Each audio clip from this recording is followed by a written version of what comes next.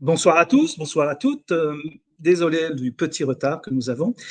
Bienvenue pour notre 9e soirée du Conseil scientifique indépendant, en espérant que celui-ci soit un petit peu moins cauchemardesque que le précédent, où on a retrouvé une Europe un peu trop peut-être liberticide avec Michel Rivasi, avec des vaccinations à titre un peu d'essai chez la femme enceinte, et enfin une démocratie, c'était avec Hélène Balloun, et une démocratie bien malmenée avec Laurent Mucchiali.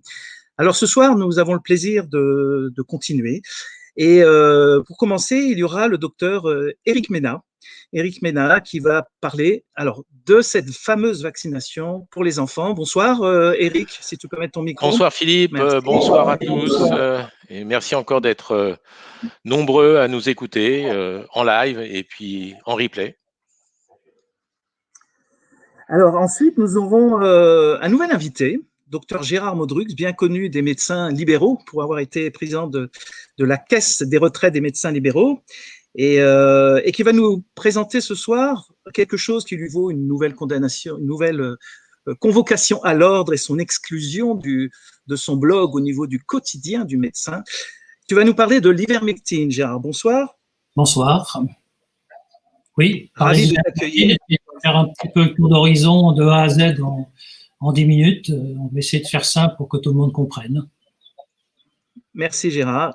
Et puis nous terminerons un petit peu par notre sage de l'équipe, le Jean-Dominique Michel, qui va nous parler alors d'un mot un petit peu barbare, la syndomie. Jean-Dominique, bonsoir. Bonsoir Philippe, et je me réjouis beaucoup de cette soirée, surtout avec Éric Ménat et Gérard Modrux qui font un travail remarquable pour éclairer avec des informations véridiques la situation, toujours en référence à l'éthique, donc très heureux d'être avec vous. Il faudra que tu montes ton micro, Jean-Dominique. Et puis nous avons toujours dans les coulisses Essam et toute son équipe qu'il ne faut pas oublier. Et nous aurons ce soir pour les questions donc docteur Olivier Soulier. Bonsoir Olivier. Oui, bonsoir à tous. Bienvenue. On se retrouve sur cette voie de la liberté et de l'indépendance pour essayer de vous communiquer une information fiable, pour vous éclairer, pour vous donner d'autres versions des choses. Voilà, avec une magnifique équipe et un très beau programme ce soir. Heureux d'être avec vous. Merci Olivier. Et puis un duo de choc féminin, Emmanuel Darle et Hélène Banoun, qui vont un petit peu modérer les chats, parce qu'il faut quand même les modérer. Vous avez vu qu'il y a certaines questions un petit peu venant peut-être de personnes qui ne veulent pas forcément entendre ce qu'on a à lui dire. Bonsoir Emmanuel.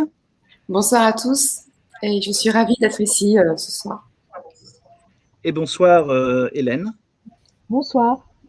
Bonsoir Hélène. Et puis on a un absent, mais il n'est pas du tout absent parce qu'il est en fait dans un autre live et c'est pour rassurer un peu toutes les personnes inquiètes qui ont été sidérées par ce qui s'est passé il y a 2 jours par rapport à Louis Fouché, qui va très bien, on vous rassure. Et s'il n'est pas là ce soir, c'est qu'il est occupé ailleurs, comme d'habitude d'ailleurs.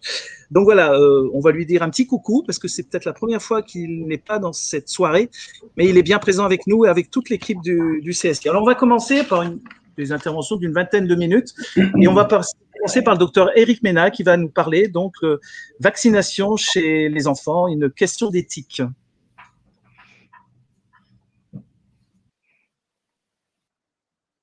Éric.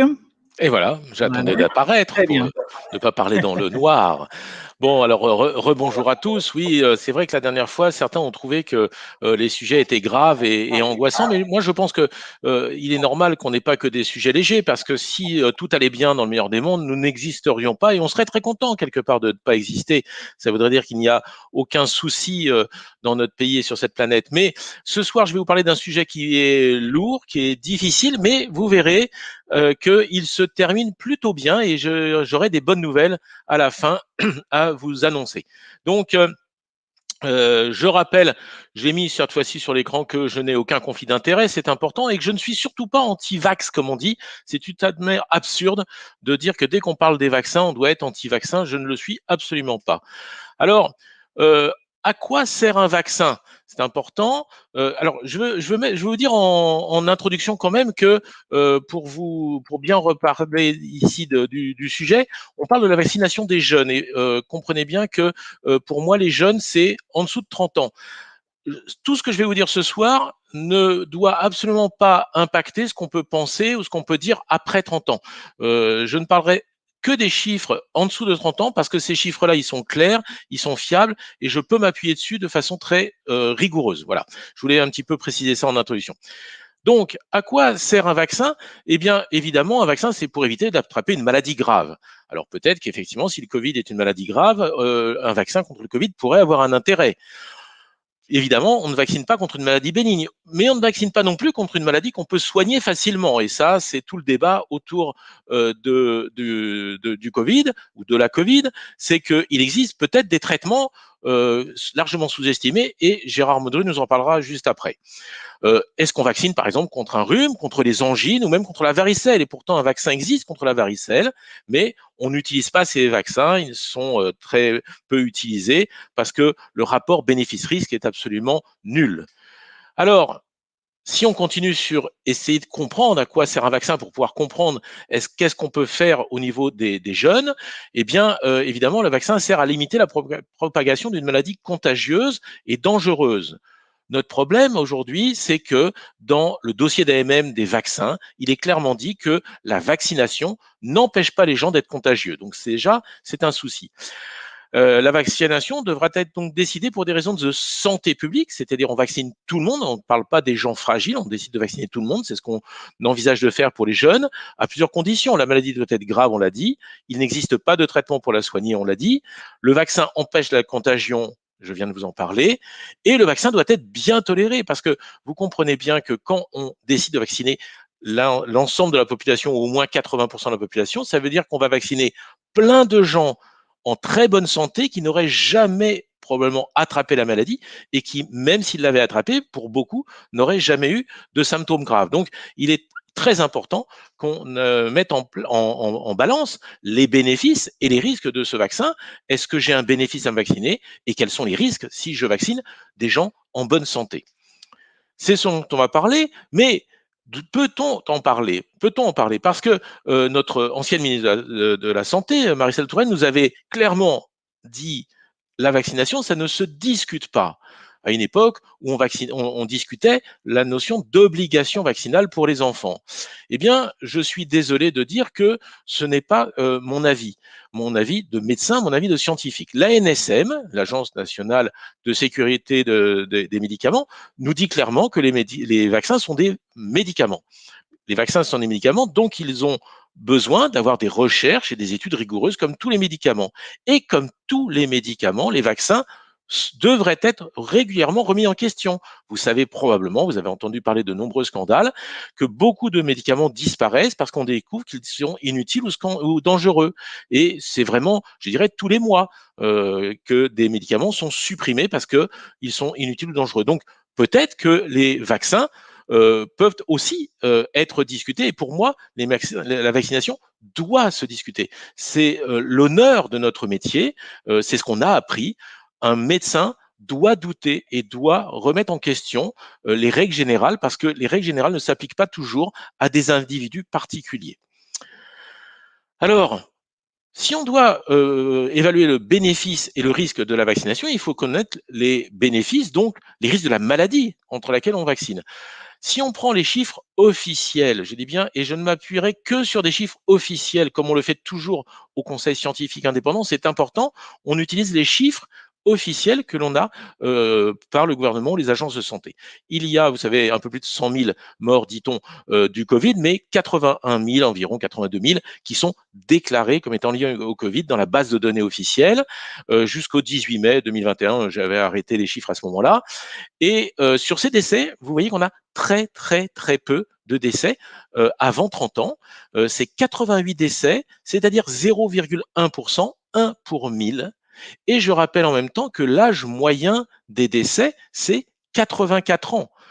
Donc, vous comprenez bien que si l'âge moyen des décès, c'est 84 ans, il y a autant de gens qui meurent après 84 ans qu'avant 84 ans. On est très loin des jeunes.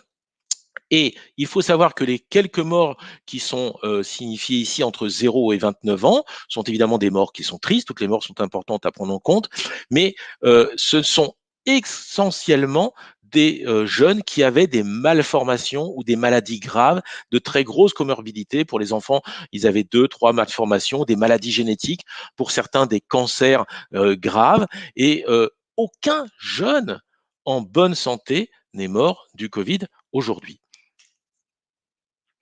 Alors, si les jeunes ne meurent pas du Covid, si les jeunes ne font pas de formes graves de Covid, pourquoi on va les vacciner? Quels sont les bénéfices chez ces jeunes? Ils ne vont pas mourir de la maladie, ils n'ont pas de forme grave. Le vaccin, on l'a dit, n'empêche pas la contagiosité. Donc, la vaccination des jeunes, et ça j'insiste là-dessus, n'a aucun intérêt pour eux-mêmes. Et maintenant, on va parler de l'intérêt pour la santé publique, et je peux affirmer dès maintenant que aucune étude n'a démontré l'intérêt dans la santé publique, c'est-à-dire si on vaccine tous les jeunes, est-ce que la maladie va régresser, est-ce que l'épidémie va régresser? Personne n'est capable de le savoir aujourd'hui. Donc, pourquoi vacciner les jeunes? Bénéfice, risque. Alors, on a vu que les bénéfices de la vaccination étaient plus que modérés, pour pas dire nuls, chez ces jeunes. Le gouvernement, le ministère nous dit, oui, mais si on vaccine tout le monde, on va peut-être enrayer la maladie, et donc ça fera moins de décès chez les personnes âgées. Peut-être, ce n'est pas démontré, mais pour que ce soit acceptable éthiquement, il faut aussi être sûr que quand on vaccine tous ces jeunes qui ne risquent rien eux-mêmes avec un vaccin, que ce vaccin ne va pas leur donner des symptômes ou des effets secondaires. Or, malheureusement, les vaccins ont des effets secondaires. Alors, on le dit pas très fort à la télé, à la radio. Moi, encore une fois, je vais vous présenter les chiffres officiels du gouvernement et des agences de santé.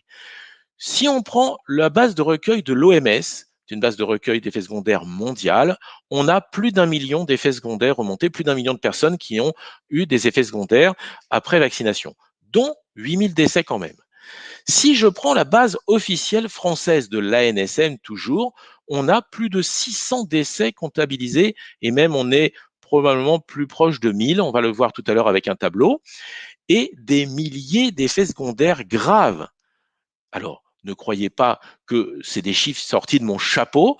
Voici le tableau que vous pourrez trouver sur Internet, sur le site de l'ANSM, l'Agence du médicament. Et vous voyez, là, c'est le tableau. Alors, j'ai choisi le tableau des cas graves parce que c'est par tranche d'âge. Mais vous voyez que dans les cas graves, il y a des décès, 633 uniquement pour le vaccin Pfizer. Et voici les tranches d'âge de ces effets secondaires graves. Et vous constatez qu'en gros, il y a autant d'effets secondaires graves chez les jeunes que chez les vieux. C'est en nombre, mais rappelez-vous qu'on a vacciné au moins 10 fois plus de personnes âgées que de jeunes. Ça voudrait dire que statistiquement, il y a probablement beaucoup plus d'effets secondaires statistiquement chez les jeunes que chez les personnes âgées. Donc ça, c'est des choses à prendre en considération. On l'a vu nous arriver dans les cabinets quand on a commencé à utiliser des vaccins. Par exemple, dans la profession médicale, beaucoup de jeunes médecins ont très très mal toléré ce vaccin, et nous avons plusieurs décès que l'on connaît, dont certains ont fait la une des journaux. Donc, balance bénéfice-risque du vaccin pour les jeunes, pour eux, aucun bénéfice, et des risques très très mal évalués dont on ne parle jamais. On va en reparler un petit peu tout à l'heure d'ailleurs, nous.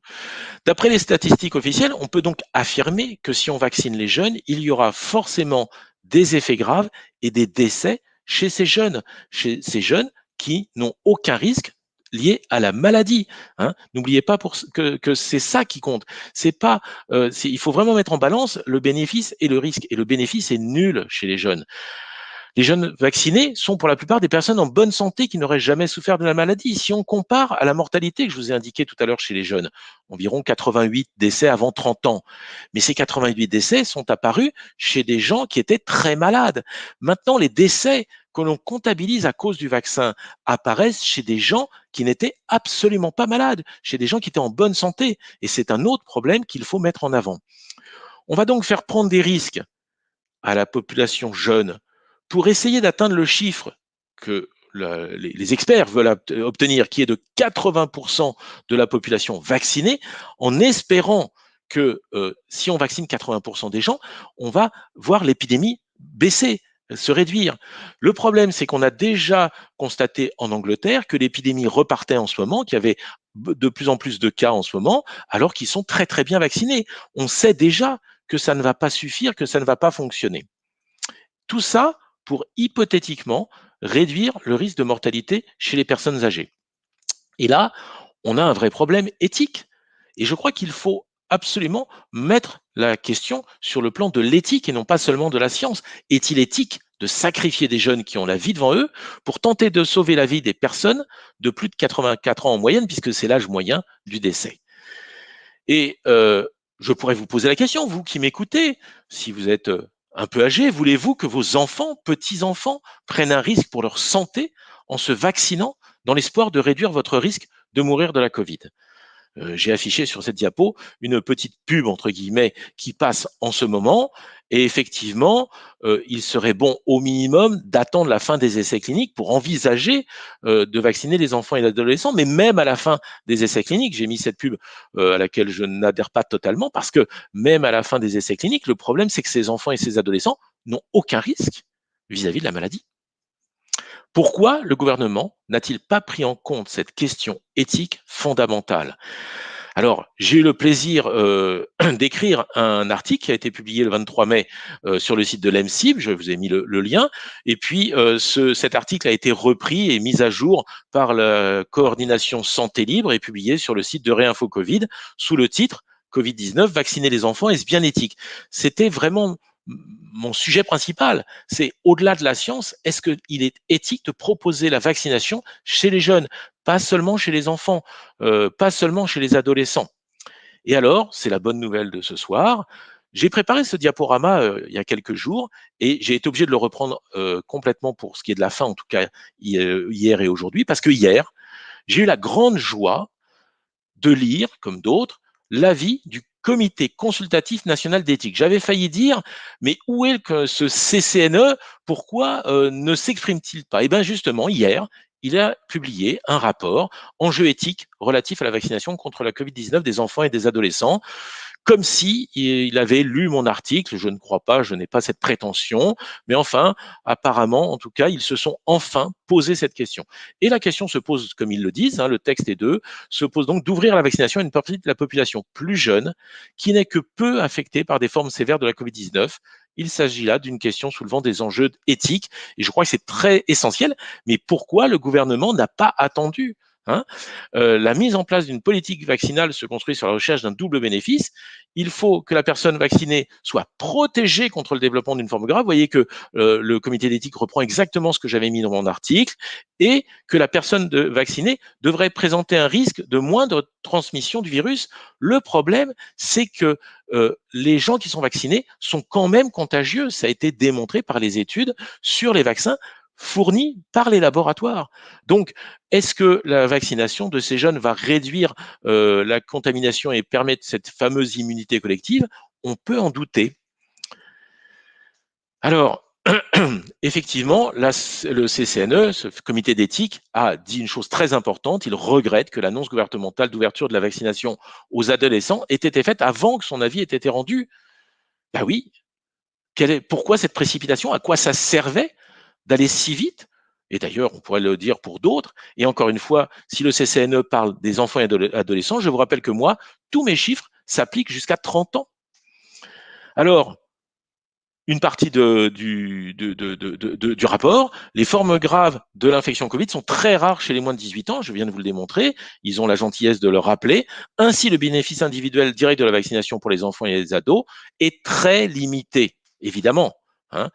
Et du coup, la CCNE dit, la vaccination des enfants de moins de 12 ans ne semble pas éthiquement et scientifiquement acceptable. Ils sont très frileux. Ils disent d'un côté que ça sert à rien avant 18 ans, mais c'est seulement en dessous de 12 ans que c'est éthiquement et scientifiquement inacceptable. Oui, parce que aujourd'hui, le gouvernement a proposé une vaccination à partir de 12 ou 15 ans. Mais en fait, les chiffres que donne le CCNE montrent que c'est éthiquement et scientifiquement peu acceptable ou inacceptable, même en dessous de 18 ans. Et moi, je pense personnellement que c'est très discutable éthiquement avant 30 ans. Est-il éthique de solliciter, alors ils vont plus loin, vous voyez, est-il éthique de solliciter la contribution des jeunes pour atteindre un bénéfice collectif tout en sachant que celui-ci les concerne, mais que d'autres mesures pourraient l'éviter. Alors j'ai été ravi de voir ça. Quelles sont ces autres mesures? Est-ce qu'ils veulent parler des traitements, par exemple, hein? Et alors, vous voyez que même s'ils disent il est important d'accepter de vacciner contre le Covid les adolescents qui le demandent, alors effectivement, si quelqu'un le veut, pourquoi pas, mais un adolescent qui n'est pas majeur, pourquoi il le demanderait? Mais après avoir reçu une information claire et adaptée à cette tranche d'âge sur les incertitudes de la maladie et du vaccin.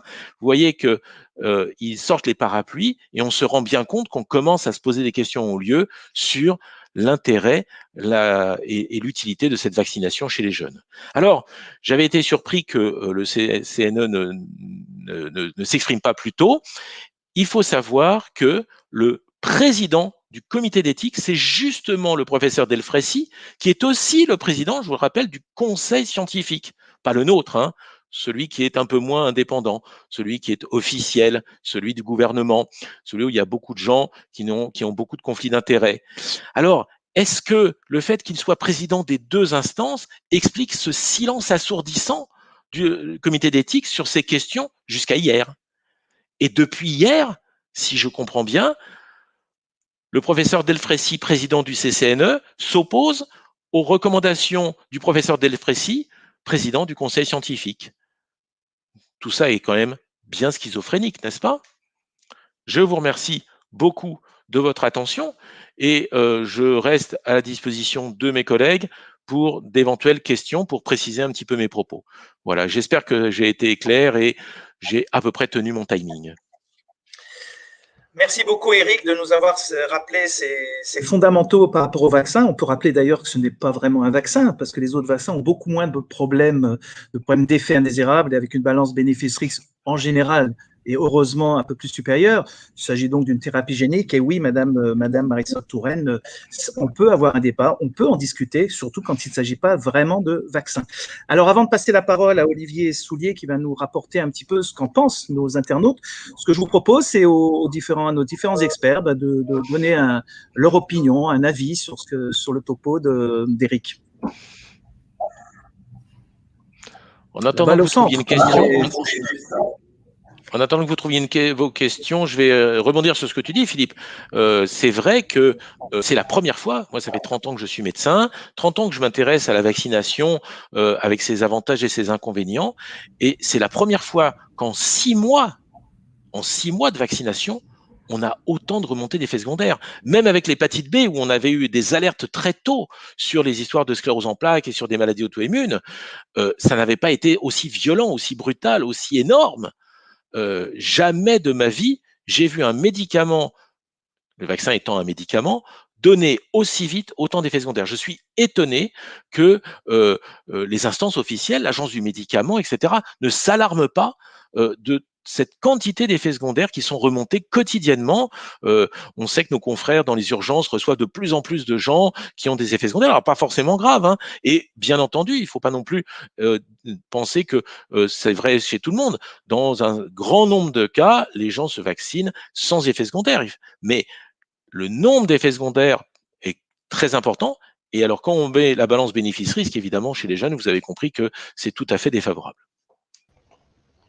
Alors moi, je voudrais intervenir sur ce qu'a dit Eric sur une des justifications de vacciner les enfants, c'est de vouloir atteindre la fameuse immunité collective.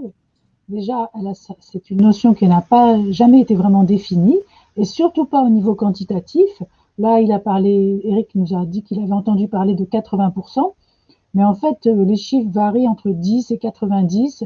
Le docteur Fauci, là, donc le responsable américain, a fait varier ces chiffres en quelques mois, de 50 à 70, 80. Il n'y a aucune justification. Voilà, ce sont des chiffres qui sont lancés en l'air sans aucun calcul, aucune justification. Et je voudrais dire aussi, alors Eric a parlé des moins de 30 ans, donc maintenant c'est officiel, chez les moins de 30 ans, surtout chez les hommes, mais aussi chez les femmes, il y a des myocardites qui se révèlent après vaccin, donc c'est une inflammation du cœur, du muscle du cœur, et ça peut donner une insuffisance cardiaque à vie, voilà, réduire la durée de vie des personnes. Voilà. Alors merci Hélène, et peut-être Olivier, s'il y a des questions des internautes. Oui, il y a surtout beaucoup de remarques des internautes. Il y a d'abord une première chose, je vous rassure tout de suite, Louis Fouché va parfaitement bien. Il n'a pas eu d'accident. Ce que vous avez vu, c'est totalement une fake news, peut-être même une forme d'intimidation. Donc, ce soir, il est occupé en live en Belgique, mais il va parfaitement bien. Je lui ai parlé. Le soir même, on avait confirmation que c'était totalement faux. Donc, mais ça veut vraiment bien dire qu'aujourd'hui, Réinfo, le Conseil scientifique indépendant, vous tous, vous êtes une voix importante qui commence à embêter véritablement les autorités et le gouvernement, et que vous avez vu qu'il y a de très très nombreux articles qui sortent un peu partout qui sont tout à fait diffamatoires et franchement un peu la honte de la presse pour ne pas dire plus. Et effectivement, beaucoup de gens dans le chat disaient on aurait aimé voir Louis Fouché. Le deuxième type de remarque que l'on voit, c'est effectivement pour le scandale des mails de Fauci. Vous savez, Fauci, le patron du CDC, le monsieur plutôt médecine et vaccins des États-Unis, qui a menti surtout. L'ivermectine fonctionne, les masques ne servent à rien, le confinement ne sert à rien, les asymptomatiques ne transmettent pas. En fait, en gros, toute la doxa devrait exploser, on devrait faire les unes et personne n'en parle. Certains encore disent, regardez, c'est la même chose fourtillant. Et il y a surtout beaucoup de remarques de gens qui sont énervés de toutes ces histoires de vaccins. Voilà, surtout l'ambiance de façon générale. Merci Olivier, et à moins qu'il y ait une autre question de nos experts, on va passer à la... Je vais me permettre de juste rebondir sur ce qu'a dit Hélène, pour dire, voilà, en fait le chiffre de 80%, c'est ce fameux conseil, le COSV, Conseil d'observation de la sécurité vaccinale, ou je sais plus, présidé par le professeur Fischer, qui a, dans ses recommandations, ont sorti ce chiffre, effectivement, d'un chapeau, de 80%. Il faudrait qu'on atteigne 80% de couverture vaccinale. On se demande pourquoi ils ont dit 80%, puisque par rapport à la rougeole, par exemple, il avait été demandé par Mme Buzyn d'arriver à 95%. Alors pourquoi d'un côté 95, pourquoi d'un autre côté 80? Évidemment, ça ne repose sur aucune étude sérieuse et fiable. C'est un chiffre qui est sorti comme ça, et on voit bien que certains pays sont pas loin, 70 pour certains, 70%. Les Seychelles, par exemple, vous avez vu, très très grosse couverture vaccinale, et pourtant ils ont eu une très belle remontée des cas et des morts il n'y a pas longtemps. L'Angleterre est en train de remonter un peu ses cas, probablement à cause du variant indien, et on attend de voir comment ça se passera dans d'autres pays dans les mois à venir. Pour l'instant, c'est l'été, il fait beau, tout va bien, donc je vais passer la parole à Gérard, qui va prendre la suite. Alors attends, juste pour résumer, je crois qu'on pourra dire que ce que tu nous as dit, c'est que la bonne nouvelle vient du CCNE, le Comité consultatif national d'éthique, et que la mauvaise vient également du CCNE, que c'est un comité consultatif national d'éthique. Voilà, et donc peut-être, j'espère que ce ne sera pas comme la Cour des comptes, qui est que consultatif, et qu'effectivement le président des FSI influencera le vrai président des FSI, du conseil scientifique gouvernemental. Alors Gérard, merci d'être là ce soir, Gérard Modrux, ancien président de la CARMF, et que tu vas nous parler de l'ivermectine comme traitement de la Covid-19. Bien, donc merci. Vous m'entendez là? Très bien. J'espère que le diaporama va marcher aussi, puisque moi, je n'ai pas réussi à le faire marcher depuis chez moi. Donc, on va voir, j'espère que ça va bien se passer. Et puis, je vais essayer de faire quelques efforts, parce que je suis moins bavard que la plupart d'entre vous. Oui, effectivement, ça marche, c'est bien. Donc, on va essayer de faire un petit peu le tour d'horizon rapide de cette ivermectine. Qu'est-ce que c'est ce produit miraculeux, parce qu'il n'y a pas que le Covid sur lequel ça marche. Donc, l'ivermectine suivante, ça passe pas, voilà.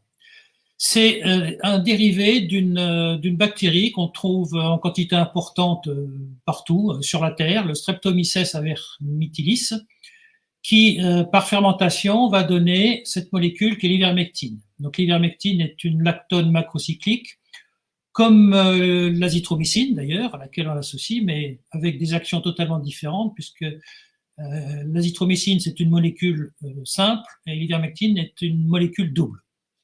Donc, les effets sont différents.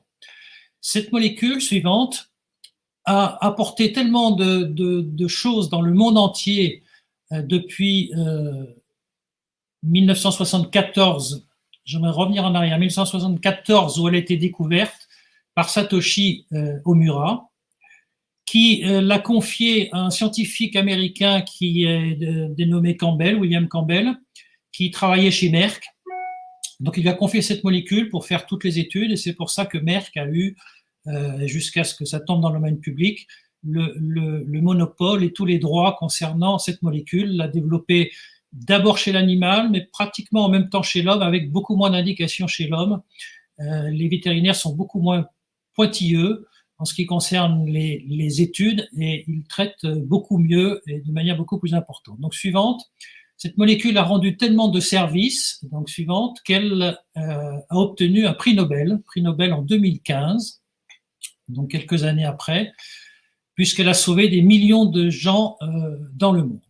Alors tout d'abord, en ce qui concerne les animaux, elle a une palette d'utilisation extrêmement large. On peut l'utiliser chez 11 espèces animales, c'est reconnu. Alors attention, il ne faut pas en donner à tous les animaux, hein. Il y a certaines races de chiens, c'est mortel. Si vous en donnez à votre poisson rouge, il va mourir aussi. Si vous donnez une grenouille, elle va mourir aussi. Les insectes, ils n'aiment pas trop non plus, puisque ça tue toutes les petites bêtes à pattes et les vers.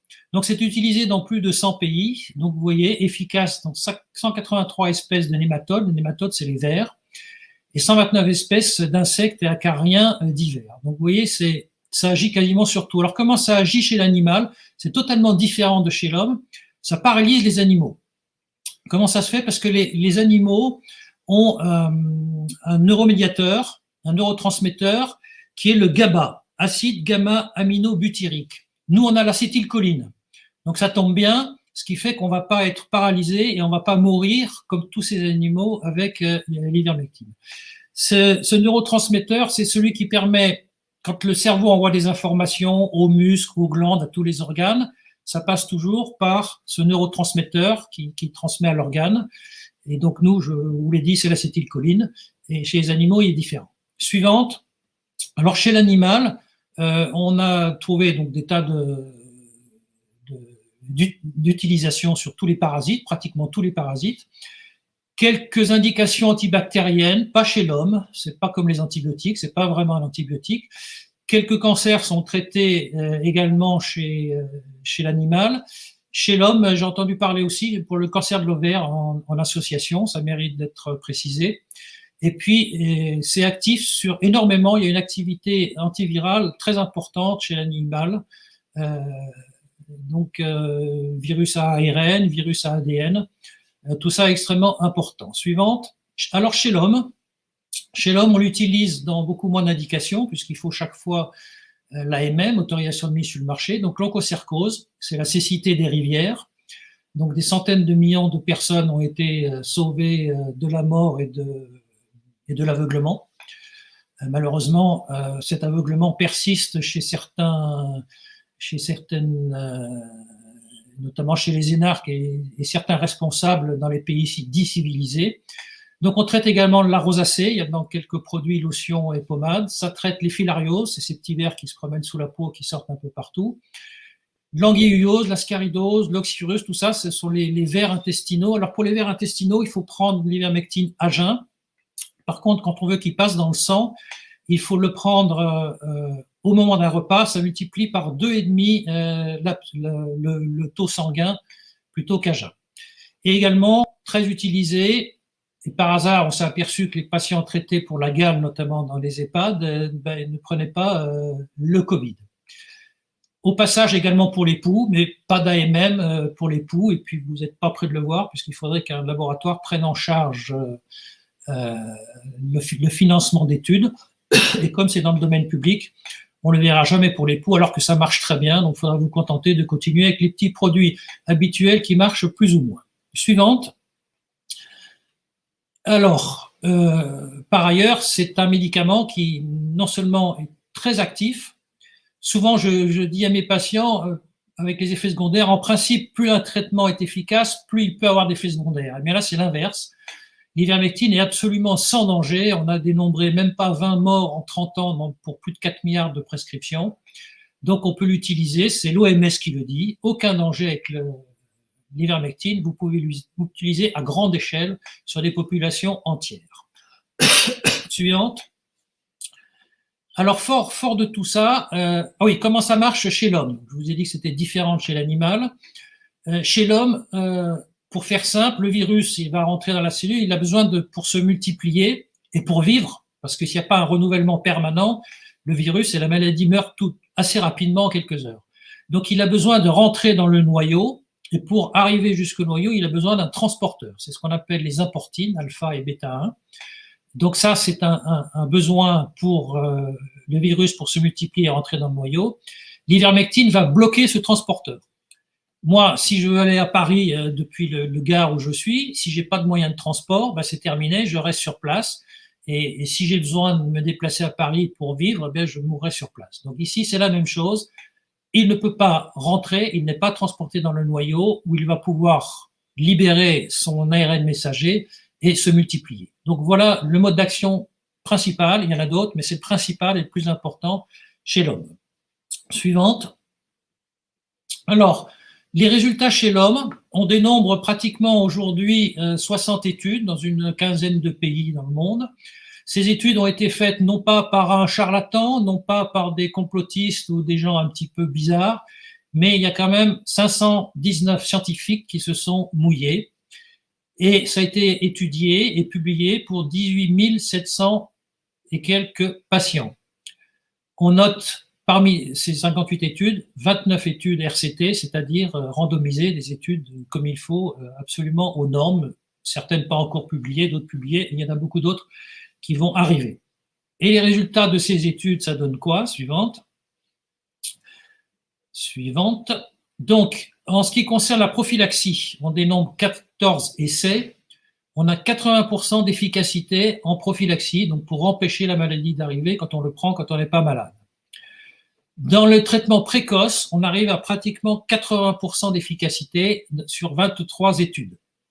Lorsque le traitement est plus tardif, c'est moins efficace. Ça chute pratiquement de moitié, 46% d'amélioration sur 21 études.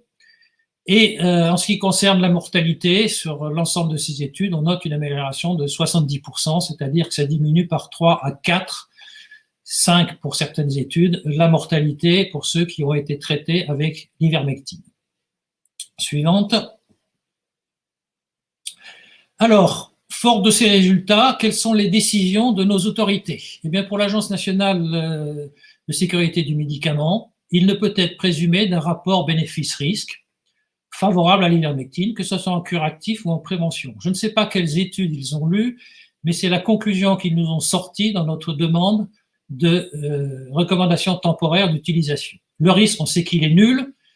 Le bénéfice, je veux bien, selon les études, qu'on discute de l'importance de ce bénéfice, du taux de succès, mais ce qu'on ne peut pas discuter, c'est la présomption. Or, on a besoin d'une présomption pour donner la recommandation temporaire. Suivante, il n'y a pas que la NSM, il y a également l'OMS qui donne exactement le même avis sur les mêmes études. Et l'OMS a demandé au docteur Andrew Hill, de faire une étude avant de se prononcer. Résultat de la méta-analyse d'Andrew Hill, c'est 43% d'amélioration clinique. Donc dans la moitié amélioration clinique, les gens sont malades moitié moins longtemps. Et il arrive à 83%, c'est pour ça que je vous disais tout à l'heure, 5 fois moins de décès chez les patients sous ivermectine. Et résultat, les données actuelles sur l'utilisation de l'ivermectine pour traiter les patients ne sont pas probantes. Alors, sur quels arguments suivantes ces agences nous interdisent l'ivermectine ou ne veulent pas qu'on l'utilise?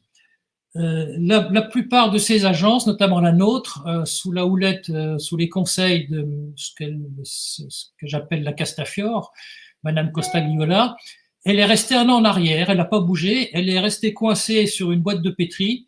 Effectivement, la première étude in vitro qui a été faite utilisait un certain dosage d'ivermectine. Est-ce qu'il est bon, est-ce qu'il n'est pas bon, je n'en sais rien. Moi, ce qui m'intéresse, c'est qu'aujourd'hui, suite à cette étude, on a dit il faut l'essayer chez l'homme, ça a été fait, et maintenant on parle de ce qui se passe chez l'homme et plus dans les boîtes de pétri. Malheureusement, l'INSERM, avec Costagliola, est resté coincé sur cette boîte de pétri, n'a pas évolué depuis un an, n'a jamais regardé ce qui se passait chez l'homme, et c'est pour ça qu'ils disent que ça ne marche pas, parce que le dosage utilisé dans la boîte de pétri n'était pas bon. Je ne vois pas le rapport avec l'homme. Deuxième argument, ils nous sortent des séries, je ne vois pas comment on peut publier ça, des séries de 2x12, 2x25, car effectivement, c'est totalement ridicule. Donc ils nous sortent ça en disant les études ne sont pas assez importantes. On est tout à fait d'accord. Et troisième argument, c'est dire, ah ben regardez, les auteurs, ils disent qu'il faudrait faire d'autres études. Et ça, c'est une formule, pas une formule de politesse, mais une formule d'usage. Toutes les études, pratiquement, se terminent par cette même formule pour dire, bon, on a trouvé ça, mais on peut peut-être, d'autres peuvent peut-être essayer sur de plus grosses séries. On est tout à fait d'accord. Mais ce qu'ils ont trouvé, quand on l'additionne, eh bien, ça donne les résultats que je vous ai donnés tout à l'heure. Suivante. Alors moi, je préfère m'intéresser non pas à ces études qui sont toutes discutables, qui portent sur des trop petits cas, mais à ce qui se passe dans la vie, dans la vraie vie, dans des pays entiers, là où l'ivermectine est utilisée de manière importante, sans forcément faire d'études. J'aime bien citer Hector Carvalho, dans 4 hôpitaux différents qui ne communiquaient pas entre eux. Pratiquement 1200, 1300 soignants ont été traités, ont été étudiés, 800 avaient de l'ivermectine, 400 n'avaient pas d'ivermectine. Après 2 mois et demi, il fait le bilan, 0 contagieux sur les 800 qui ont eu l'ivermectine et 237, soit 58%, qui ont été contaminés, donc c'est des soignants au contact de patients, qui ont été contaminés. Donc, efficacité 100%. Même chose dans l'industrie GT Food, c'est un métier à risque puisque ce sont des abattoirs, le traitement de la viande, où il y a énormément de cas. 12 000 employés, ils avaient 10 à 15 cas tous les jours, malgré toutes les consignes d'usage, les masques, etc., les mesures de précaution. Ils ont mis leurs employés à l'ivermectine et très rapidement, en 3 semaines, ils sont passés à 0 cas. Ils en avaient 143 en permanence en arrêt de travail et c'est tombé à 0. Ensuite, on arrive au prophylactique et un petit peu au curatif, la ville de Mexico. Ils ont mis des stands partout en ville. Ils ont pris testé 220 000 patients.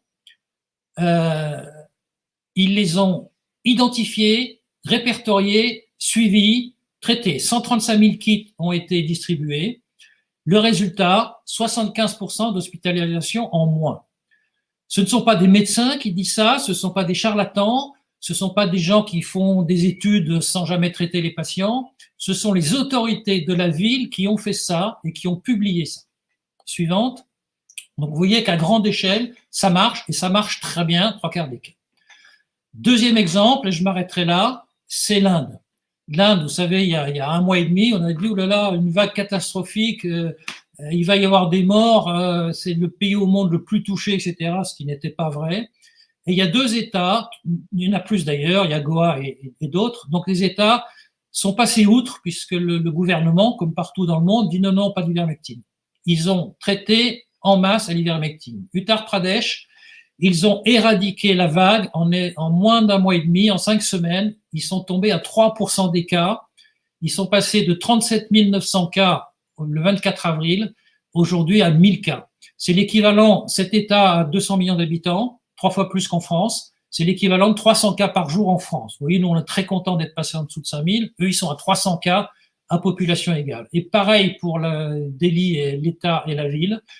Ils sont passés de 28 000 cas à 500 cas. C'est-à-dire, ils ont cassé leur vague, ils sont à 98% par rapport à leur pic. Donc vous voyez que ça marche, ce sont des États qui ont distribué massivement à des millions de personnes l'ivermectine. Diapo suivante, alors on va comparer, pour terminer, deux États, 2 pays. L'un qui prônait le tout ivermectine, l'Inde. En plus, les courbes d'Inde sont à majorer puisqu'il y a des États qui ne traitent pas, hein, comme le Tamil Nadu et d'autres. Donc, c'est la courbe globale de l'Inde. Et puis la France. La France, on arrive à nos 5000 cas péniblement après 6 mois de vaccination, après quand même une croissance. Donc, on a du mal à s'en sortir. Vous voyez que l'Inde, en l'espace d'1 mois et demi, a réglé le problème, alors qu'il y a seulement 3% de vaccinés en Inde. Donc, vous voyez que l'ivermectine seule permet de casser une grosse vague sans aucun problème, sans avoir besoin de vaccin, et surtout dans une innocuité la plus totale. Enfin, l'ivermectine est un produit qui ne coûte rien. Suivante, vous pouvez vous en procurer en Chine, 15 kilos pour 10 €. Donc, vous comprenez pourquoi ça n'intéresse personne de faire des études, de dépenser quelques millions pour obtenir une AMM. Et c'est le problème de ces molécules, de ces anciennes molécules tombées dans le domaine public. J'appelle ça des molécules orphelines. Quand il y a de nouvelles indications, je veux parler, par exemple, tout à l'heure, j'ai parlé des poux, demain, on va parler, j'ai fait un papier là-dessus, la sclérose en plaques, où c'est porteur d'espoir. Eh bien, il n'y aura aucune étude de fait parce que quel laboratoire va dépenser des millions pour faire ces études aux normes qu'ils imposent eux-mêmes et qui sont très coûteuses et difficiles et longues pour un produit qui va être vendu par tout le monde. Donc, ça n'intéresse personne. Donc, vous verrez personne faire d'études sérieuses, documentées, coûteuses, aux normes pour l'ivermectine, quelle que soit l'indication. Je vous remercie.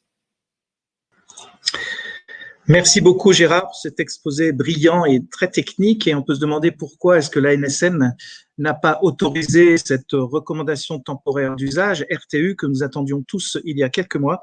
Et à moins de nous considérer tous comme des poissons rouges et des grenouilles, c'est vrai qu'on a un petit peu de mal à comprendre, d'autant qu'il faut le compléter et le rappeler que contrairement à une molécule qui s'est noyée quelque part dans la Méditerranée, il n'y a pas besoin de faire d'électrocardiogramme. La posologie est la même chez l'insuffisance rénale chronique et il suffit d'adapter les doses chez l'enfant. Donc voilà. Donc s'il y a des questions parmi nos experts, avant de prendre les questions des auditeurs. Des barbituriques, je reste sur le neuromédiateur. Il y a ceux qui ont des barbituriques et des basiodiazépines où on déconseille l'ivermectine.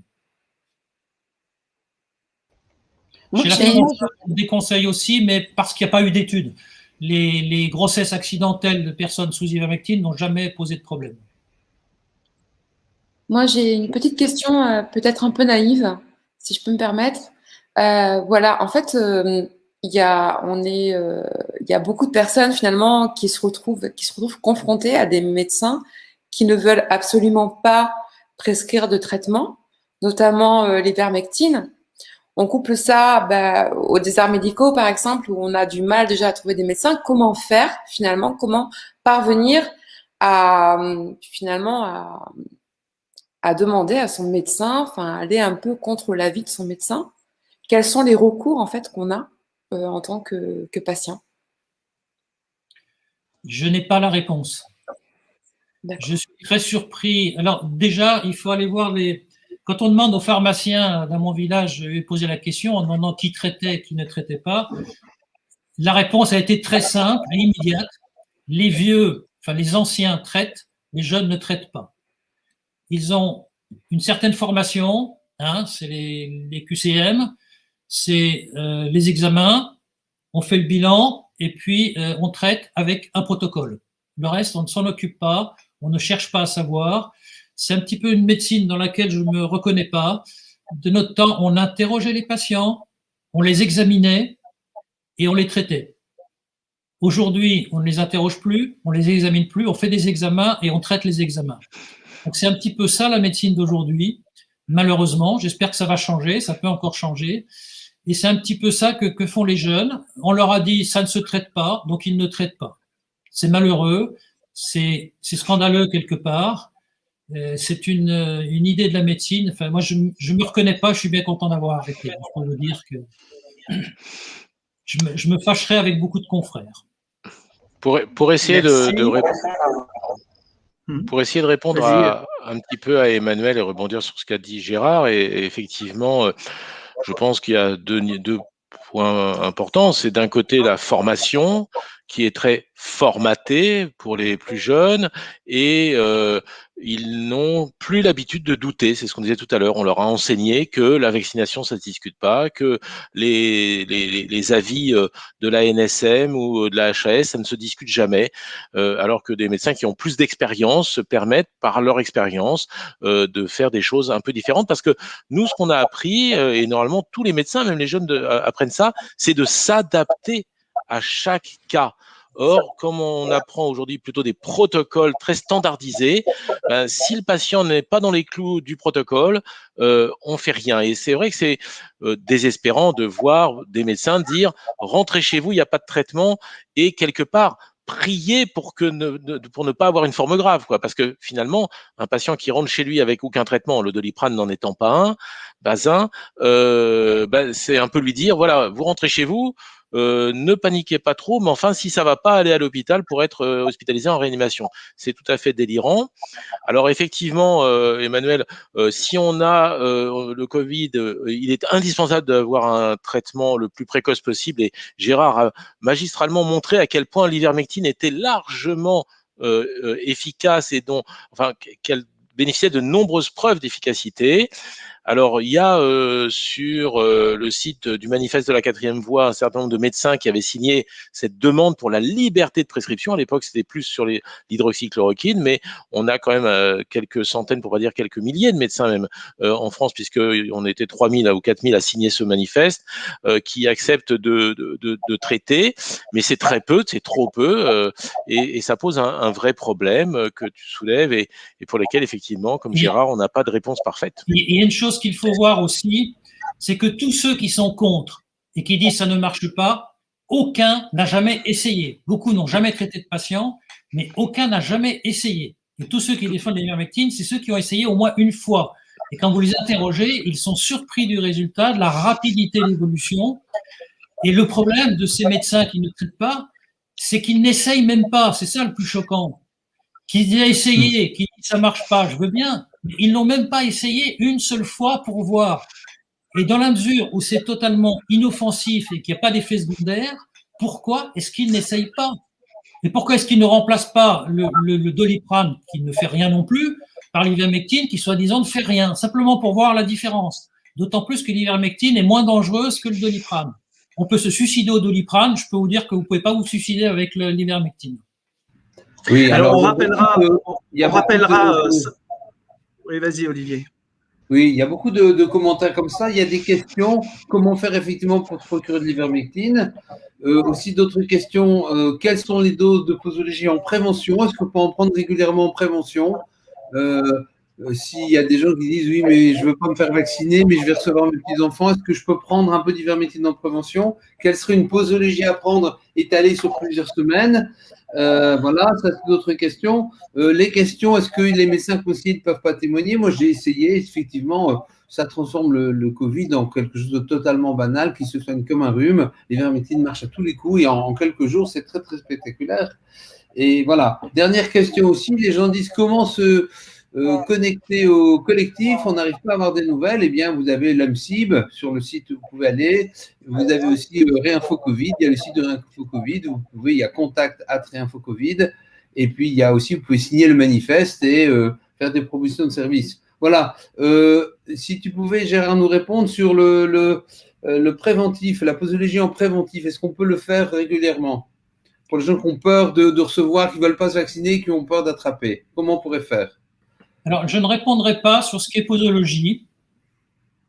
J'ai déjà assez de problèmes comme ça avec l'ordre. C'est malheureux, mais c'est une obligation que j'ai. Sur mon blog, je ne réponds pas non plus. Par contre, il y a des tas, et je les remercie, de commentateurs qui le font pour moi, qui disent où on trouve des médecins, quelles sont les posologies utilisées, etc.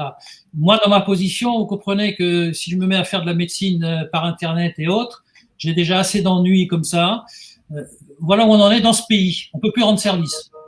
Bon, il faudrait qu'un non-médecin donne la posologie alors. Voilà. Alors, voilà. Je vais répondre de deux façons. Je vais répondre de deux façons à la question pour rebondir sur ce que dit Gérard. D'abord, je suis à 100% d'accord avec lui, mais surtout, je crois qu'il faut aller plus loin. Nous ne pouvons pas conseiller l'automédication. Je dirais même plus loin, je dirais même plus, l'ivermectine est un traitement qui est pour moi prioritaire en cas de Covid, mais ce n'est pas le seul et il ne faut pas forcément l'utiliser seul. Donc, il est important quand même d'être suivi par un médecin. On peut avoir des comorbidités, des fragilités, on peut faire des surinfections bactériennes, etc. L'ivermectine s'utilise beaucoup avec le zinc, s'utilise en association avec un antibiotique, etc. Voilà. La posologie de l'ivermectine, c'est pas un secret, tout le monde la connaît, c'est 0,2 mg kilo. Mais il n'est pas non plus recommandé de la prendre en prévention à la place du vaccin. C'est pas du tout le discours. Ce que l'étude qu'a montré Gérard, c'est une étude chez des gens qui sont en contact régulier avec des gens qui ont le Covid et qui ont besoin de se faire une protection. Il n'est pas question de donner de l'ivermectine en prévention à toute la population française. Ça serait tout à fait absurde et inutile. Donc voilà, donc il nous arrive, moi il m'est arrivé parce que j'ai été en contact avec un patient qui avait le Covid, par sécurité de prendre une dose d'ivermectine, exactement comme on a vu dans l'étude mexicaine. Voilà, mais ne prenez pas d'ivermectine en prévention comme ça ne servirait à rien. Voilà, merci. On va terminer par une question de Hélène et Gérard, tu répondras après. Donc, voilà, Hélène, tu avais une question. Voilà, moi, je vais me faire un peu l'avocat du diable sur les courbes qu'a montré Gérard, parce qu'en fait, l'épidémie diminue en ce moment partout. Et donc, c'est dommage qu'il n'ait pas montré la courbe justement du Tamil Nadu, où on n'a pas donné l'ivermectine, et on aurait vu qu'en même temps, l'épidémie diminuait dans un État indien où on avait donné l'ivermectine, et inversement pas dans le Tamil Nadu. Voilà. Alors, toutes ces vagues font une courbe en cloche. Regardez la première vague en France, on a une courbe en cloche. On a un pic et après ça disparaît. Et c'est ce qui se passe au Tamil Nadu. Mais si vous comparez la courbe du Tamil Nadu avec les autres, celle que j'ai montrée, elle est étalée dans le temps, elle va être 2 fois plus large, donc ça va durer 2 fois plus longtemps, et le pic va être plus haut. Et si vous faites le calcul de ces différents États en rapportant au nombre d'habitants, vous avez au Tamil Nadu, qui a 3 fois moins d'habitants, 67 millions au lieu de 203 ou 204 dans l'Uttar Pradesh, vous avez le même pic, c'est-à-dire dans les 35 000 cas. Donc, vous avez 3 fois plus de cas, puisque vous ne l'avez pas donné au cas contact, etc. Donc, l'épidémie flambe. Et surtout, il faut regarder les décès. Faites le calcul, vous avez 5 fois plus de décès par habitant au Tamil Nadu que dans l'Uttar Pradesh, parce que les gens ne sont pas traités. Mais l'épidémie va disparaître comme toutes les épidémies virales. On est tout à fait d'accord, il y a une courbe en cloche. Mais il faut savoir aussi ce qu'il y a dans cette cloche.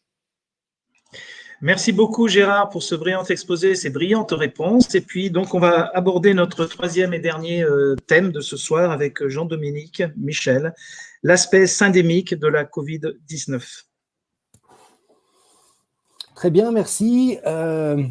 Déjà, merci aux deux présentateurs précédents. Je suis très touché par ce que j'entends. C'est clair, quand une agence nationale du médicament prohibe l'utilisation d'un médicament qui peut sauver des dizaines de milliers de vies, et on a des données extrêmement solides aujourd'hui pour le savoir, on est, à mon sens, dans ce que le professeur Peter Gotche, qui est auteur du livre sur le remède mortel et crime organisé, appelle un mépris moralement répugnant pour la vie humaine. Et c'est très très malheureux que les autorités soient encore dans cette logique et que l'immense majorité des médecins soient soumis à ces autorités au point de ne pas oser réfléchir qu'il y a peut-être quelque chose à essayer ou des recherches à découvrir. Et dans ce drame, parce que c'est un drame, il faut l'appeler comme ça, que nous vivons, il y a un phénomène extrêmement intéressant qui est la distorsion ou le renversement des mots. Philippe, tu l'as dit, l'expérimentation génique en cours, ça n'est pas un vaccin. Mais tout le monde a le mot vaccin à la bouche. Et évidemment, chacun se dit, mais j'ai été vacciné contre toutes sortes de maladies, ça m'a protégé, donc c'est un vaccin comme les autres, mais ça n'est pas un vaccin. On dit, il n'y a pas de traitement, alors qu'il y a des molécules qui soignent dans les proportions qui ont été dites, ce sont des traitements. Et on nous dit, il n'y a pas de traitement. Alors je sais qu'il y a des débats autour de, sommes-nous dans une dérive totalitaire ou pas, il faut faire attention avec les mots, mais le fait de travestir ou de renverser le sens des mots, c'est juste typique des totalitarismes. Et donc, en ce qui me concerne ce soir, je suis heureux de vous présenter un nouveau mot, effectivement, qui est un néologisme, mais qui en même temps a une importance particulière par rapport à ce qu'on évoque.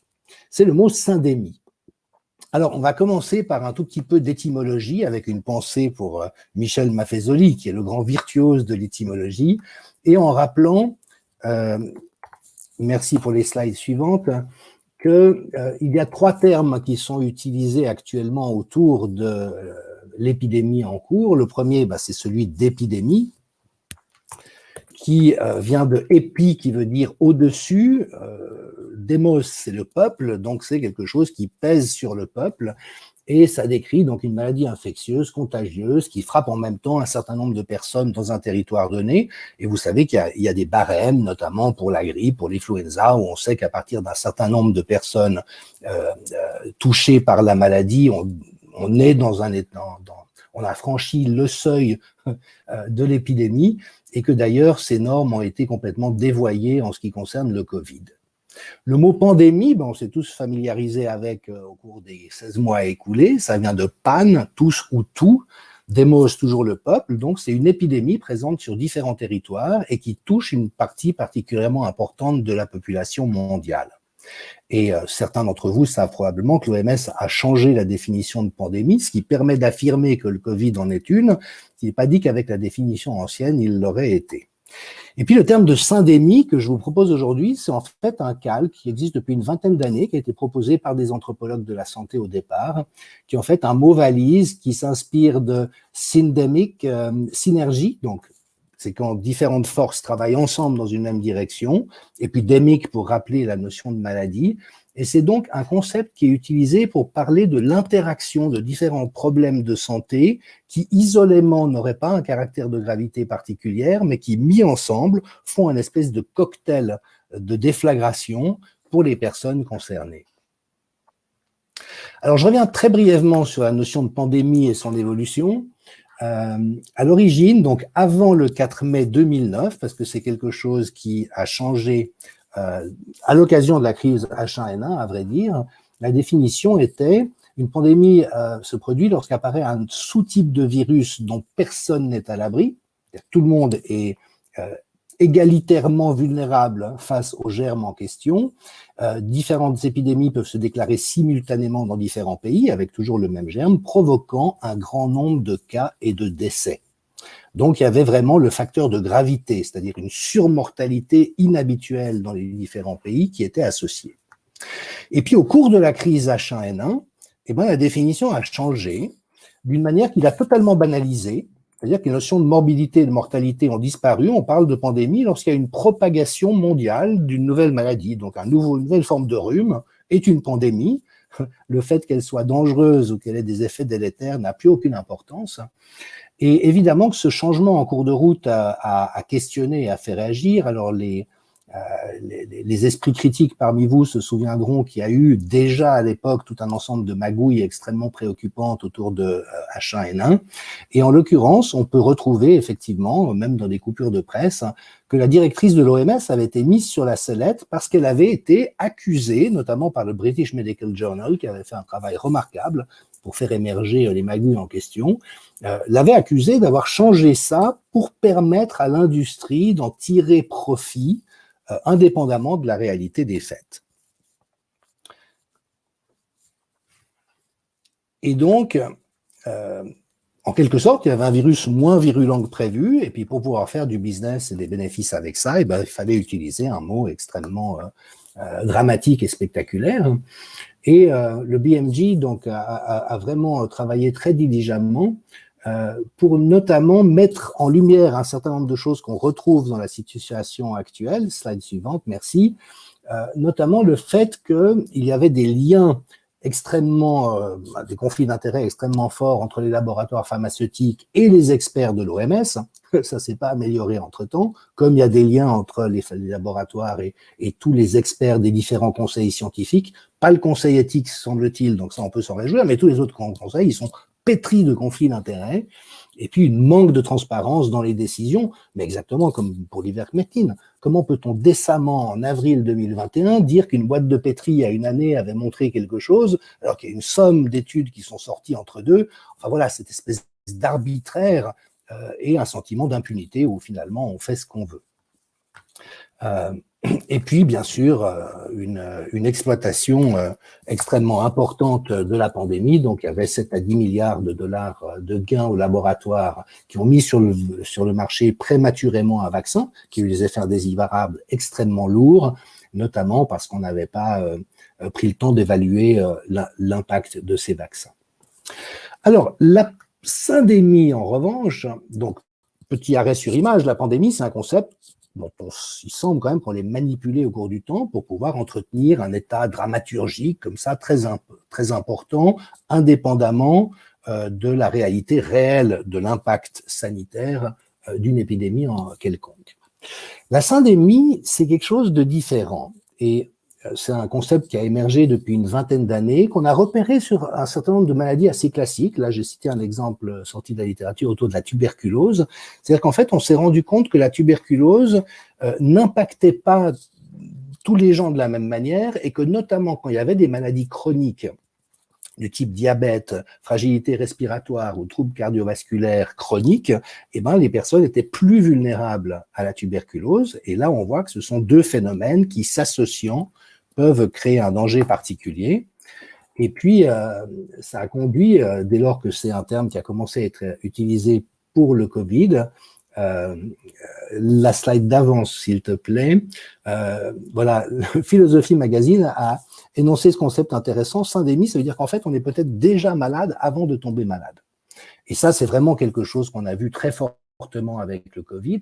C'est-à-dire que d'emblée, il est apparu que c'était une maladie qui était très bénigne pour l'immense majorité de la population, un nez qui coule pendant 2 jours. Par contre, qu'il y avait des personnes pour qui ça pouvait avoir des conséquences absolument dramatiques, et donc il y avait une profonde inégalité devant la maladie. Alors, c'est effectivement Richard Horton du Lancet, donc le Lancet ne fait pas que publier des documents frauduleux, qui a proposé au mois de septembre, nous ne sommes pas face à une pandémie, c'est faux de le décrire comme ça, nous sommes en fait face à une syndémie, et c'est quelque chose qui change un certain nombre de données fondamentales. Là, je vous ai donné un petit extrait, un rebond de France Culture, mais je trouve que c'est très bien résumé, où ils disent que l'article du Lancet nous invite à ne plus considérer l'épidémie comme une pandémie, mais plutôt une syndémie, c'est-à-dire la rencontre entre une maladie virale provoquée par le SARS-CoV-2 et un ensemble de pathologies chroniques telles que l'hypertension, l'obésité, le diabète, les troubles cardiovasculaires, le cancer. Et c'est dans la rencontre entre ces pathologies chroniques et le virus que les dégâts se causent, car les gens en bonne santé, hormis quelques cas de fragilité génétique, semble-t-il, mais l'immense majorité des gens en bonne santé ne sont simplement absolument pas à risque avec le SARS-CoV-2. Alors qu'on baigne tous dans une psychose collective où on a l'impression qu'on aurait tous pu mourir en croisant le virus au détour d'une rue. Alors ça, c'est quelque chose qui a été apparent extrêmement vite, ça a été confirmé depuis, la fameuse étude EPIPHAR sur les maladies chroniques, qui montre qu'effectivement, si on évalue la fragilité provoquée par 47 des affections chroniques les plus courantes, eh ben, on voit qu'elles ont toutes un impact sur la vulnérabilité au SARS-CoV-2, et donc vous avez des diagrammes qui montrent ce qu'il en est pathologie par pathologie, mais toujours est-il que c'est un impact tout à fait déterminant. Et donc, en bonne logique sanitaire, on a basculé dans quelque chose qui est une régression abominable, c'est-à-dire l'idée qu'il y a un facteur causal pour une maladie, ce qui peut être vrai dans certains cas, mais ce qui est faux parce qu'en la plupart du temps, c'est multifactoriel.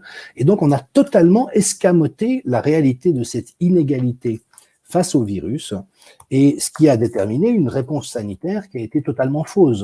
Donc, finalement, on a standardisé la situation des personnes à risque à l'entier de la population, comme on continue de le faire en vaccinant des enfants qui ne sont pas à risque de mourir de la maladie, ni même de la transmettre.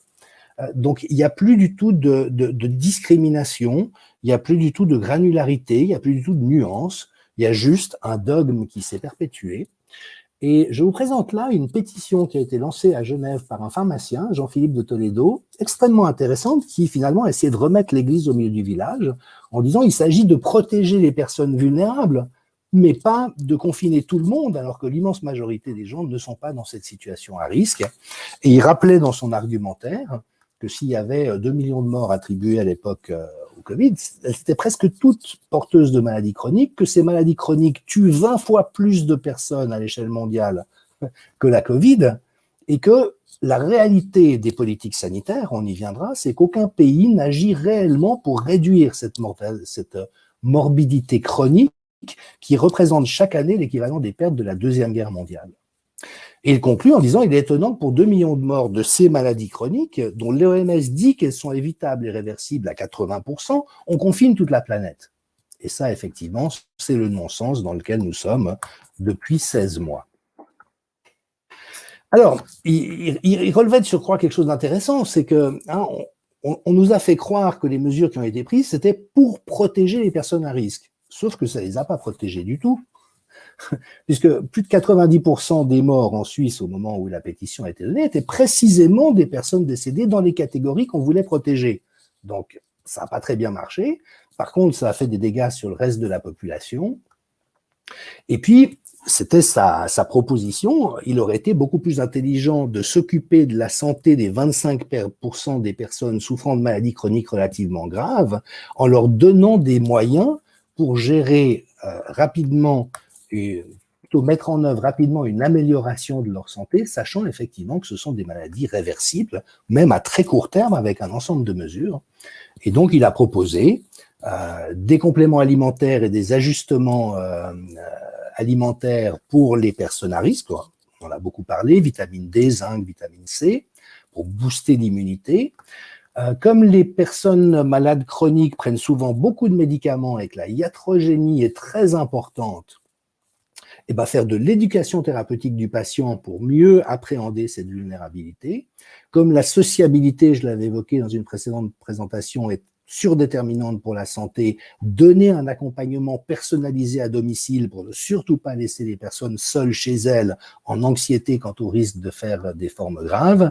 Et puis enfin, il y a un courant actuel très fort qui est celui du lifestyle medicine, qui propose qu'en travaillant sur 4 concepts fondamentaux, l'alimentation, l'activité physique, la gestion du stress et les interactions sociales, on pouvait améliorer grandement la santé.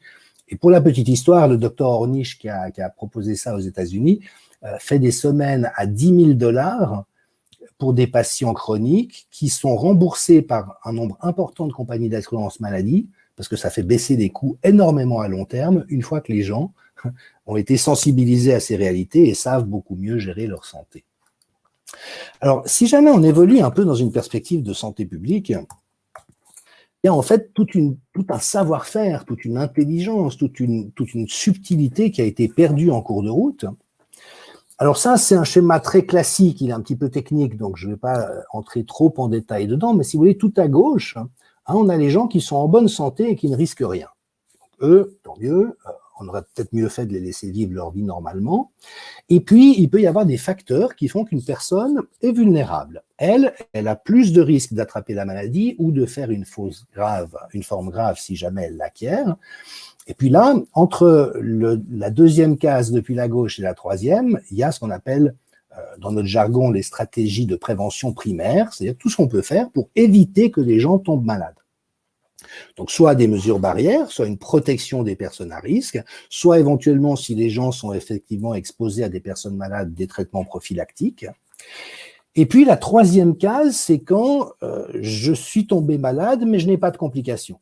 Et là, il y a une étape suivante qui nous préoccupe en termes de prévention, qu'on appelle la prévention secondaire, qui est d'éviter que la personne ne développe une forme grave. Et puis, la boîte tout à droite, c'est quand il y a des complications, qu'est-ce qu'on peut encore faire pour éviter que la personne soit ne soit intubée en réanimation, soit ne décède. Et ce qui est intéressant, c'est que ça, c'est aussi classique qu'il est possible en santé publique. Vous voyez qu'on a tout un ensemble de ressources, de savoir-faire, de bonnes pratiques, et en l'occurrence, on avait tout ce dont on avait besoin. C'est-à-dire qu'au niveau de la prévention primaire, on pouvait donner de la vitamine D, C, du zinc, recommander l'exercice physique qui baissait de 2 fois et demi le risque de développer une forme grave, parler de la salutogenèse et notamment de ne pas être trop captif de la doxa anxiogène imposée en boucle par les autorités parce qu'elle est très fragilisante de la santé. Au niveau de la prévention secondaire, on avait tous les traitements précoces qui permettaient d'éviter que des personnes malades ne développent des formes graves. Et puis, en prévention tertiaire, on a vu très vite qu'intuber les gens était beaucoup trop iatrogène, on le faisait systématiquement au mois de mars-avril 2020, et qu'au contraire, il fallait privilégier l'oxygénation à haut débit, les corticostéroïdes, des anticoagulants, etc. Donc, tout ça pour dire que on a vraiment marché sur la tête, on continue de le faire, c'est vraiment sidérant de voir la perdurance de ce modèle, alors qui peut-être est en train de s'effriter, je l'espère, notamment à la lumière qui se confirme de l'efficacité des traitements précoces, du fait aussi que le vaccin, enfin l'expérimentation génique protège beaucoup moins qu'on l'espérerait. Et puis, j'en terminerai avec ça. Il y a en fait un enjeu fondamental lié aux droits humains. C'est-à-dire que la santé est un droit, et lorsque des autorités de santé se comportent d'une manière aussi dévastatrice, destructrice, maltraitante par rapport à la santé de tout un chacun, eh bien, il y a vraiment une question d'éthique globale qui se pose. Et en ce qui me concerne, je souffre beaucoup pour la médecine, Je remercie vraiment très chaleureusement Eric Mena et Gérard Modrux qui, depuis des mois et des mois, défendent, avec d'autres bien sûr, des postures éthiques en médecine, qui est qu'on soigne les gens, on utilise ce qu'on a sous la main, on ne les abandonne pas, on ne bidouille pas les études pour faire croire le contraire de ce qui est vrai, juste pour permettre à des grands groupes d'engraisser, mais c'est aujourd'hui, malheureusement, la réalité collective dans laquelle on est. Et puis, si tu veux bien passer la toute dernière slide, il y a vraiment des enseignements à tirer. Je ne sais pas comment dans la toute dernière, s'il te plaît, comment la médecine s'en remettra. Mais il y a vraiment quelque chose qui est apparu en cours de route, encore une plus loin, qui est que, au fond, la conclusion à laquelle j'arrive à ce stade en ayant contemplé pendant de longs mois tous les différents paramètres, c'est que les réponses les conséquences des mesures qu'on a prises ont été bien pires que la maladie elle-même, qui aurait été relativement gérable avec des moyens simples. Et donc aujourd'hui, on est dans une société étonnante où finalement les solutions qu'on trouve à des problèmes souvent créent beaucoup plus de problèmes que les problèmes eux-mêmes. Et donc là encore, il y a une réflexion à avoir sur comment pouvons-nous aujourd'hui être captifs d'un tel état de stupidité collective où on fait croire aux médecins que c'est vertueux de laisser les gens chez eux sans aide et sans être soignés, et que ça n'est pas scientifique de les soigner, alors même que toute la bonne science, toute celle qui tient la route, toute celle qui n'est pas corrompue, montre l'efficacité de tout ce qu'on pourrait faire. Et Harvey Risch, l'épidémiologiste de Yale, a terminé l'autre jour une intervention sur une chaîne de télévision américaine en disant « On a laissé mourir des centaines de milliers de personnes qu'on aurait pu soigner. » Et là, vous voyez, on n'est pas juste dans de l'analyse ou dans du débat scientifique. On est face à une forme de criminologie à large échelle qui doit nous choquer. Et oui, protégeons les enfants contre les risques de l'injection génique. Je veux dire, ça risque de tuer les enfants sans procurer de bénéfices convaincants à ce qu'on sache à ce stade. Et donc voilà, il est grand temps de revenir dans le bon sens. Et la notion de syndémie y aide. C'est-à-dire que ça n'est pas le SARS-CoV-2 l'ennemi, c'est un virus avec certaines particularités. Il est, Dieu merci, bénin pour l'immense majorité des gens. Par contre, il y a des gens plus à risque. Et par ailleurs, mais je n'aurai pas le temps de développer ça aujourd'hui, on fait très peu pour empêcher les maladies chroniques d'avoir un tel impact. Aujourd'hui, on considère que 80% de la morbidité et de la mortalité sont dues aux maladies chroniques, qui seraient à 80% évitables ou réversibles. Et au lieu de s'occuper d'aider les gens à être en bonne santé, qu'est-ce qu'on fait? On fait pour l'essentiel une médecine réparatrice, c'est-à-dire qu'une fois que les gens sont endommagés, on essaye tant bien que mal de les soigner, mais avec des traitements chroniques, parce que c'est ça le meilleur business model. Et donc là, il va vraiment falloir, dans l'après-coup, si tant est qu'on y arrive, qu'on reprenne un petit peu les fondamentaux de l'histoire. Je vous remercie.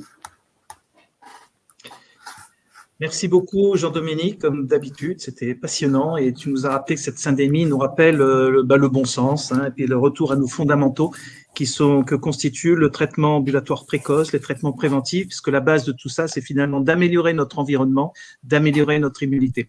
Alors, s'il y a des questions parmi nos experts, puis ensuite on viendra aux questions des internautes.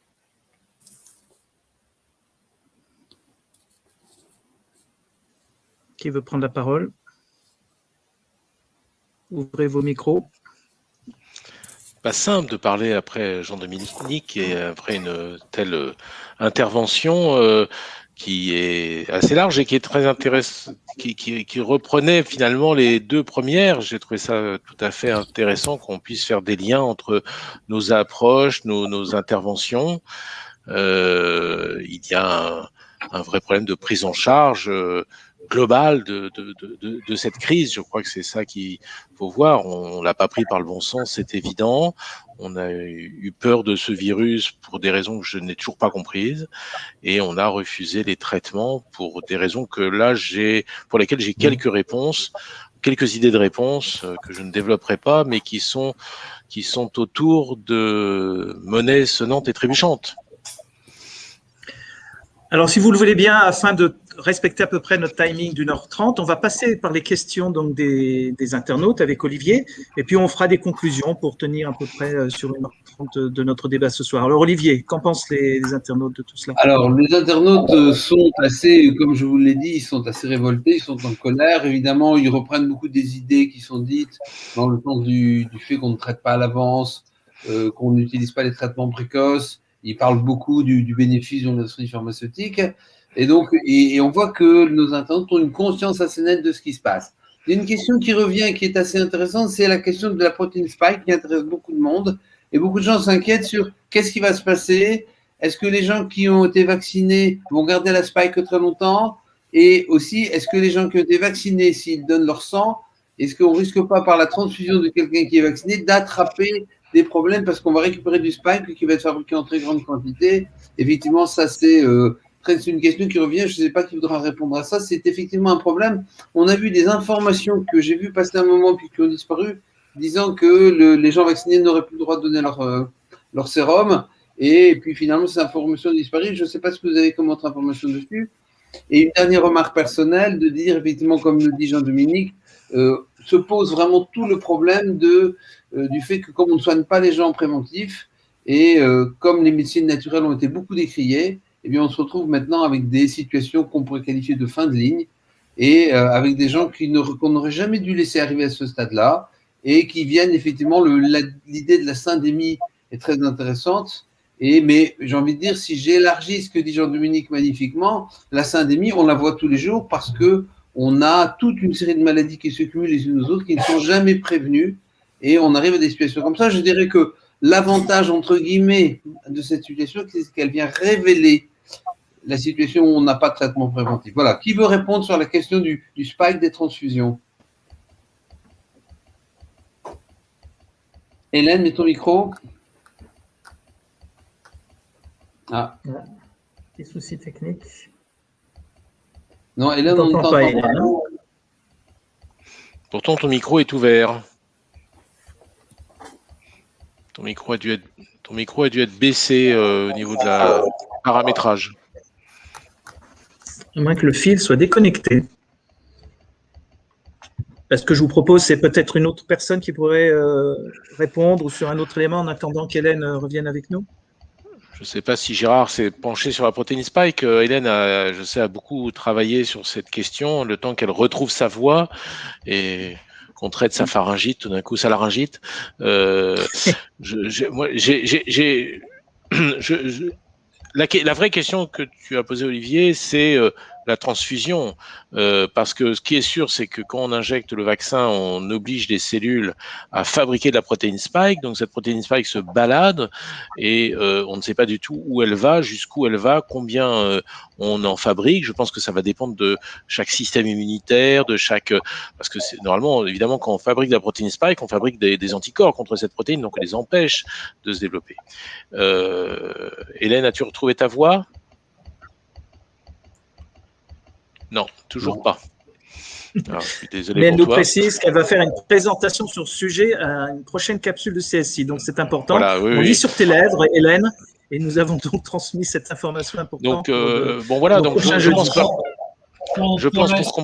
pour la spike, les questions sont effectivement intéressantes et inquiétantes, puisque on sait que c'est la spike qu'on va fabriquer avec cet ARN messager, mais celui qui n'acquiert pas d'immunité, il va continuer à avoir sa spike circuler dans le sang.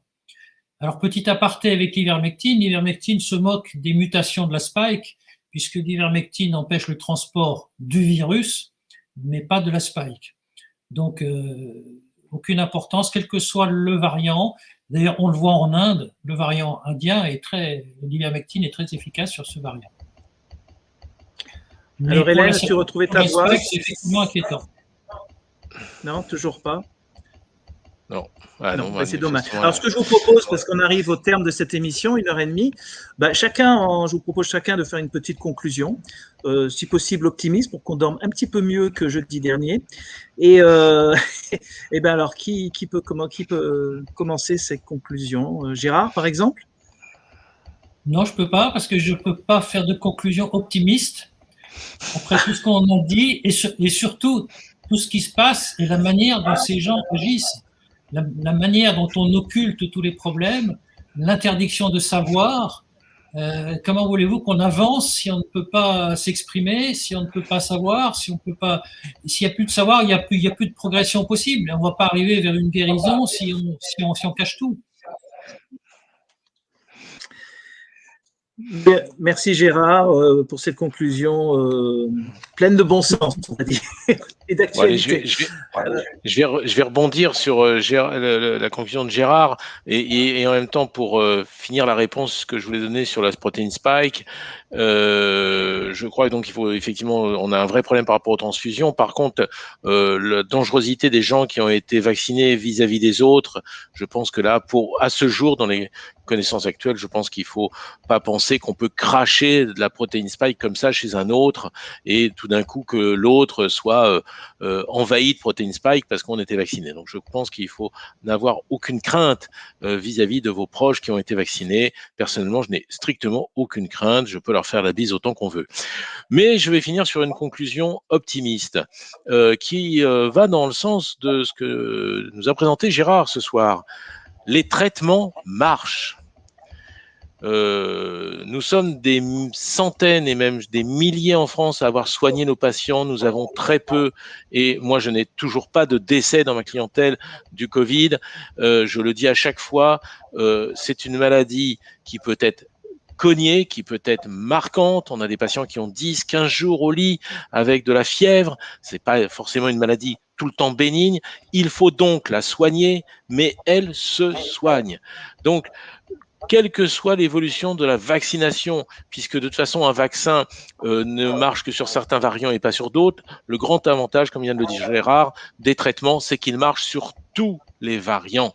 Et on a plein de solutions thérapeutiques à notre disposition et j'espère qu'à l'automne, on va enfin comprendre qu'il faut soigner les gens et qu'en soignant les gens, nous sommes face à une épidémie relativement banale et pas du tout une pandémie, une syndémie, Jean-Dominique, qui doit bloquer des pays entiers, des économies entières, qui doit mettre les gens au chômage, 1 million de personnes de plus qui vivent sous le seuil de la pauvreté aujourd'hui en France, 200 milliards de dettes, ça devient délirant pour une maladie qu'on sait soigner, et comme l'a dit Gérard, avec des médicaments très peu chers en plus, ça coûterait rien, même aux pays qu'on dit en voie de développement, qui aurait moins de moyens, mais je pense que nous, avec notre dette, on va bientôt être un pays en voie de développement. Oui, voilà, c'est ça. Ou en voie de sous-développement. Mais non, n'ayez pas peur, s'il vous plaît, de cette maladie, elle se soigne. J'ai dit. Eh bien, Jean-Dominique, la balle est lancée. Toi, par Eric. Très volontiers, merci. Oui, et je vais aussi rebondir dans l'optimisme, parce que évidemment qu'il y a quelque chose de désespérant à voir ce système bloqué qui perdure en dépit de toute humanité et de tout bon sens, mais j'ai l'impression qu'il y a 4 éléments qui font espérer. Le premier, c'est quand même la sortie des emails de Fauci aux États-Unis, c'est de la bombe. La presse francophone bloque totalement l'information, mais ce qu'il apparaît, c'est que ils ont manipulé des scientifiques pour exclure une hypothèse. On ne sait pas si elle est vraie ou pas, mais c'était une hypothèse. Il y a eu une manipulation délibérée allant jusqu'à des menaces de mort proférées à l'ancien directeur du Center for Disease Control. Donc, on est dans quelque chose d'énorme.